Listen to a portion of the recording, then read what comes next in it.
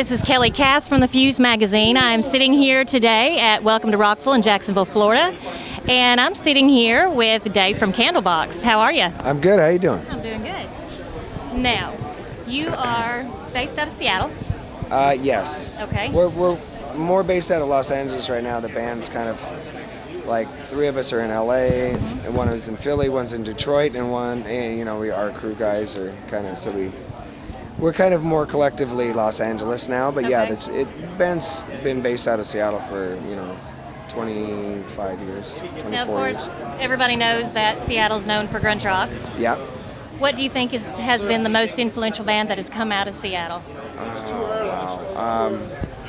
I don't know. That's a good question. Like, I really feel like when Soundgarden kind of made Louder Than Love, that was, to me, that was something that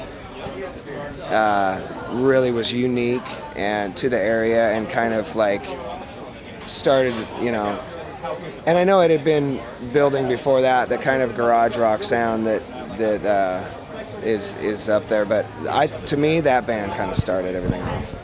That's awesome. Now, of course, you've got your new album that is coming out, or has come out. Yeah, it just April came out 22nd, about a week and a half ago. Yep. What is the difference between this album and what you've done in the past?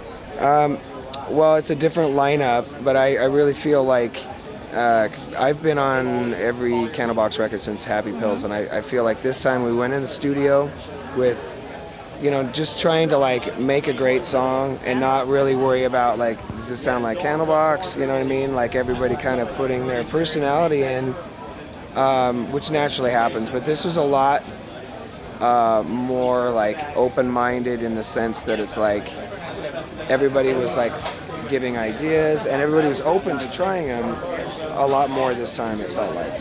And I think it paid off. I think it's why the record is, it's got a lot of diversity. Now, you're two new guys, the newest guys. Yeah. How did you find them? Kevin found him, actually. Mike is an amazing guitar player, young guy from Detroit, and I'm not exactly sure how they met, but then he started having him join him on acoustic gigs. And he's like, love your playing, and want to bring you in and see what you can do in the band. So we did a few shows, see how it went, and it really clicked.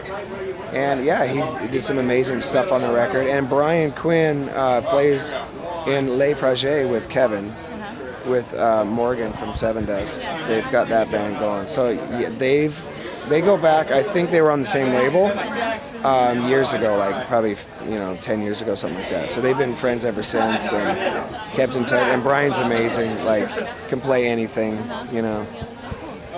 Now, you did a Prince cover. Yeah.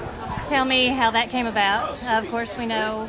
Well, yeah, that night, everybody was doing covers, and I think Kevin talked about it and said, people are doing such great versions. We'll just leave that at that. But then a few nights later, he broke into Purple Rain, and I was excited to go play it. We kind of jammed on it a little bit. It was very loose, but it was actually it was cool. You know what I mean? Give a little tribute while we were out like that.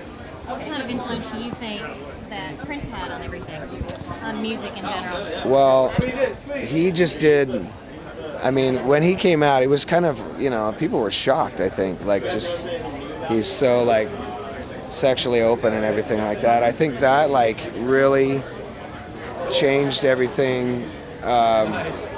I think, actually, like, it's almost more like he influenced more women artists to me, you know what I mean? Because he didn't care about, the gender thing was, like, whatever to him. But I think that artistically, like he really, influenced people that way. But his music, obviously, he could do anything, and he did. Like some of it's like straight up rock songs.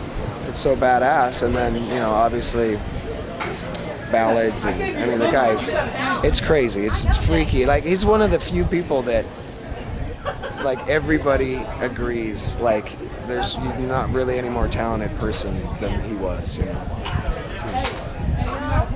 Y'all have a lot of interaction, do a lot of interaction with your fans. Mm-hmm. What do your fans mean to you as a band?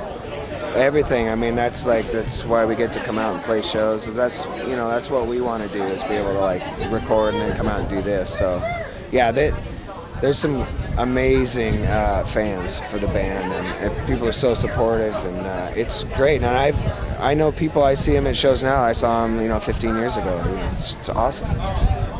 And they bring their kids now. Yeah, exactly. It's great. I love going to concerts and seeing the kids on the shoulders and Totally. just jamming out, Yep. hanging out. I wish my kids would do that. But all right, well, I'll let you go. Thank you for sitting down with me. And Thanks for having me. Kelly Cass and Dave from Candlebox here with the Fuze magazine. Awesome. Thank you. Thank you for having me.